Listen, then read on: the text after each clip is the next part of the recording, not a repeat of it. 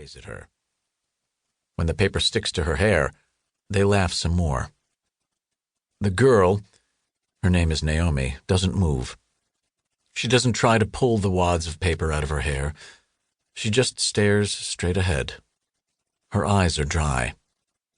Matthew could remember a time, 2 or 3 years ago, when her eyes would moisten during these ceaseless, unrelenting daily taunts. But not anymore. Matthew watches. He does nothing. The teachers, numb to this by now, barely notice. One wearily calls out, "Okay, Crash, that's enough," but neither Crash nor any of the others give the warning the slightest heed. Meanwhile, Naomi just takes it. Matthew should do something to stop the bullying, but he doesn't. Not anymore. He tried once. It did not end well. Matthew tries to remember when it all started to go wrong for Naomi. She'd been a happy kid in elementary school, always smiling. That's what he remembered. Yeah, her clothes were hand-me-downs, and she didn't wash her hair enough.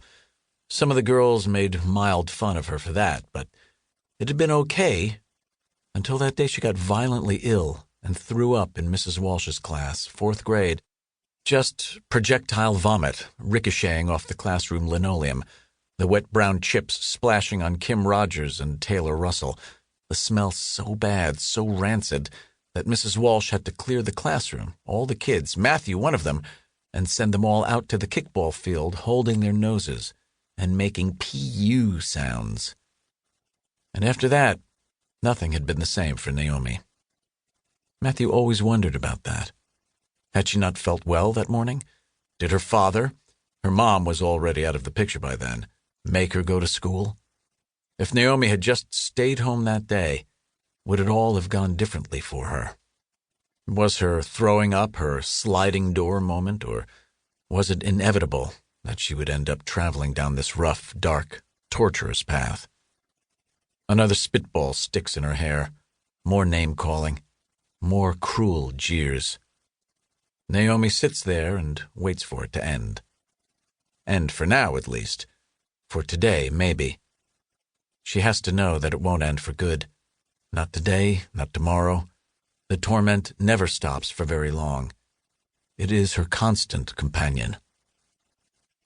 How does she survive? Some days, like today, Matthew really pays attention and wants to do something. Most days he doesn't. The bullying still happens on those days, of course, but it is so frequent, so customary, it becomes background noise. Matthew had learned an awful truth. You grow immune to cruelty.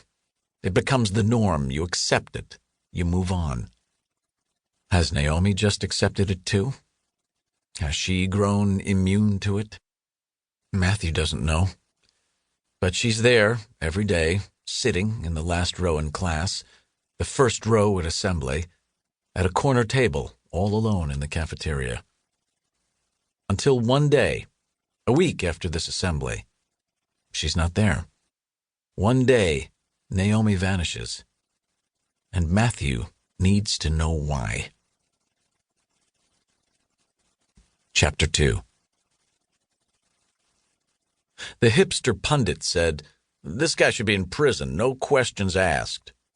On live television, Hester Crimstein was about to counterpunch when she spotted what looked like her grandson in her peripheral vision. It was hard to see through the studio lights, but it sure as hell looked like Matthew. "Whoa, strong words," said the show's host, a once cute prepster whose main debate technique was to freeze a baffled expression on his face, as though his guests were idiots, no matter how much sense they made. "Any response, Hester?"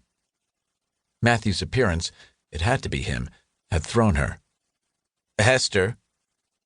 Not a good time to let the mind wander, she reminded herself. Focus.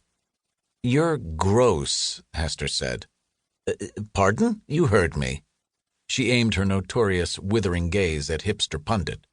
"Gross." Why is Matthew here?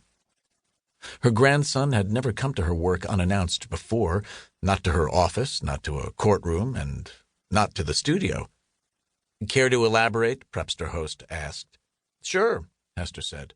The fiery glare